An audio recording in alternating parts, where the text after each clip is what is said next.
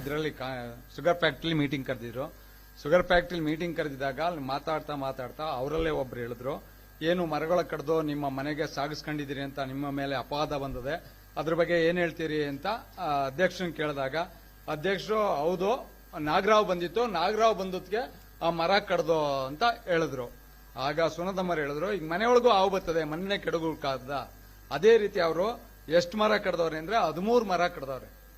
ನಾಗರಾವ್ ಬಂದದ್ಕೆ 13 ಮರ ಕಡಿಬಹುದಾ? ಮೊನ್ನೆ ಈಗ ಮೆಡಿಕಲ್ ಕಾಲೇಜ್ ಒಳಗೆ ನಾಗರಾವ್ ಬತ್ತು, ಮೆಡಿಕಲ್ ಕಾಲೇಜ್ ಬೆಳೆಸ್ಬಿಟ್ರ. ಈಗ ಸ್ವಲ್ಪ ದಿವಸದಲ್ಲಿ ಅದರಲ್ಲಿ ವಿಧಾನಸೌಧದೊಳಗೂ ಹಾವು ಬಂದಿತ್ತು, ವಿಧಾನಸೌಧ ಕೆಡಗ್ಬಿಟ್ರ? ಇಲ್ಲ ಅಲ್ವಾ? ಅಲ್ಲೇ ಅವುಗಳು ಜಾಸ್ತಿ. ಹಂಗಾಗಿ ಅದೇನು ಮಾಡಿಲ್ಲ. ಆಮೇಲೆ ಏನು 4.4 ಕೋಟಿ 33 ಲಕ್ಷ ಲಾಭ ಬಂದದೆ ಅಂತ ಹೇಳವ್ರೆ. ಅದೇ ರೀತಿ ಇನ್ನೊಂದು ಪತ್ರ ಬರ್ದವ್ರೆ, ಏನಂತ ಮುಖ್ಯಮಂತ್ರಿಗೆ ಬರ್ದವ್ರೆ, 33 ಕೋಟಿ ನಷ್ಟ ಆಗದೆ, ಅದನ್ನ ತುಂಬಿಕೊಡ್ಬೇಕು ಅಂತ ಅದೇ ಜಿಲ್ಲಾ ಏನು ಅಧ್ಯಕ್ಷರು ಬರ್ದವ್ರೆ. ಈ ರೀತಿ ಇದು ನಡವಳಿಕೆ ಸರಿ ಇದ್ದದ? ಏನು ಒಂದು ಮರಕ್ಕೆ ಒಂದೇ ಒಂದು ಆ ನಾಗರಾವ್ ಬಂದ್ರೆ 13 ಮರ ಕಡಿಯುವಂತದ್ದು ಇದ್ದದ. ಅದನ್ನೆಲ್ಲ ಬಗ್ಗೆ ಎಫ್ಐಆರ್ ಕೂಡ ಆಗದೆ, ಎಫ್ಐಆರ್ ಆಗಿ ಯಾವುದೇ ರೀತಿ ಕ್ರಮ ಆಗಿಲ್ಲ. ಎಫ್ಐಆರ್ ಕಾಪಿ ಕೂಡ ಇಲ್ಲದೆ ನಮ್ಮ ಹತ್ರ.